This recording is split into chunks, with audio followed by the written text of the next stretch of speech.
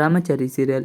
ರಾಮಚಾರಿ ಉಳಿಸಿಕೊಳ್ಳಲು ಚಾರು ಹುಡುಕಿದ ದಾರಿ ಯಾವುದು? ರಾಮಚಾರಿ ಸಾವು ಬದುಕಿನ ನಡುವೆ ಹೊರಡ್ತಾ ಇದ್ದಾನೆ. ಚಾರು ಅವನ ಬಗ್ಗೆ ಯೋಚನೆ ಮಾಡುತ್ತಾ ಇದ್ದಾಳೆ. ನರ್ಸ್ ವೇಷ ಧರಿಸಿ ಅವಳು ರಾಮಚಾರಿ ಹತ್ತಿರ ಬಂದಿದ್ದಾಳೆ. ಅವನ ಎದೆಯ ಮೇಲೆ ಮಲಗಿಕೊಂಡು ನಾನು ಮಾತು ತಪ್ಪಿಬಿಟ್ನ ಎಂದು ಅವಳಿಗೆ ಪ್ರಶ್ನೆ ಮಾಡಿಕೊಳ್ತಾ ಇದ್ದಾಳೆ ಚಾರು. ರಾಮಚಾರಿಯನ್ನು ಉಳಿಸಿಕೊಳ್ಳಲು ಸಾಧ್ಯವೇ ಇಲ್ವಾ ಅಂತ ಯೋಚನೆ ಮಾಡ್ತಾ ಇದ್ದಾಳೆ. ಆಗ ಅವಳಿಗೆ ರಾಮಚಾರಿ ಹೇಳಿದ ಒಂದು ಮಾತು ನೆನಪಾಗುತ್ತದೆ. ನಾವು ಮಾಡುವ ಕೆಲಸ ಒಳ್ಳೆಯದಾದರೆ ದೇವರು ಹೇಗಾದರೂ ಕಾಪಾಡುತ್ತಾನೆ.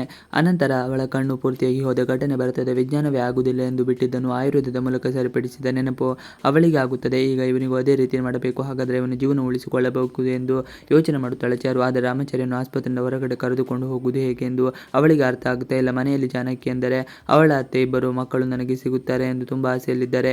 ಆದರೆ ಈಗ ಈ ರೀತಿ ಹೋಯ್ತಲ್ಲ ಎಂದು ಅವಳು ತುಂಬಾ ದುಃಖ ಮಾಡಿಕೊಂಡಿರ್ತಾಳೆ. ಆದರೂ ಒಂದು ಪರಿಹಾರ ಹುಡುಕದೆ ಚಾರು ಬಿಡುವುದಿಲ್ಲ ಎಂದು ತನ್ನ ಸಣ್ಣ ಸೂಚನೆ ಸಿಕ್ಕಿದೆ. ಈಗ ಅವಳು ಹೇಗಾದರೂ ಮಾಡಿ ಅವನನ್ನು ಉಳಿಸಿಕೊಳ್ಳುತ್ತಾಳೆ.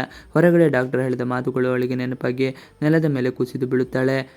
ರಾಮಚಾರಿ ಬಿದ್ದಿದ್ದ ಹಾಗೆ ಅವನ ಜೀವನ ತುಂಬ ಅಪಾಯದಲ್ಲಿದೆ. ತಲೆಗೆ ತುಂಬ ಪೆಟ್ಟು ಬಿದ್ದಿದೆ. ಬೇಸರದಲ್ಲಿ ಅವನು ಕಾಲ್ ಮಾಡ್ತಾನೆ. ಅವನು ಹೇಳಿದ ಮೇಲೆ ಮಾತ್ರ ಅವಳಿಗೆ ಅರ್ಥ ಆಗುತ್ತದೆ ಅವನು ರಾಮಚಾರಿ ಯೋಗ ನಿದ್ರೆಯಲ್ಲಿದ್ದಾನೆ ಅಂದುಕೊಂಡಿದ್ದಾಳೆ. ಈ ಮಾತನ್ನು ಕೇಳಿದ ತಕ್ಷಣ ವಿಷಯ ತಿಳಿಸಿದ್ದಕ್ಕಾಗಿ ಧನ್ಯವಾದ ಎಂದು ಹೇಳುತ್ತಾಳೆ. ಸೀದಾ ರಾಮಚಾರಿ ಇದ್ದಲ್ಲಿಗೆ ಅವಳು ಹೋಗುತ್ತಾಳೆ. ಹೋದವಳು ಅಲ್ಲಿ ಪೊಲೀಸ್ ಸ್ಟೇಷನ್ನಲ್ಲಿ ಪೊಲೀಸ್ ಇರುತ್ತಾರೆ. ಅವಳು ಡಾಕ್ಟರ್ ಹತ್ತಿರ ಮಾತನಾಡ್ತಾ ಇರುತ್ತಾಳೆ. ಅದನ್ನು ಇವನು ಕೇಳಿಸಿಕೊಳ್ಳುತ್ತಾನೆ. ಅವನು ಡೆಡ್ ಆಗಿದೆ, ಅವರ ಸಂಬಂಧಿಕರು ಯಾರಾದರೂ ಇದ್ದರೆ ಕರೆಸಿಬಿಡಿ, ಅವರು ನೋಡಿಕೊಂಡು ಹೋಗಲಿ ಎಂದು ಹೇಳ್ತಾ ಇರ್ತಾರೆ. ಈ ಮಾತು ಇವಳಿಗೆ ಕೇಳಿಸುತ್ತದೆ.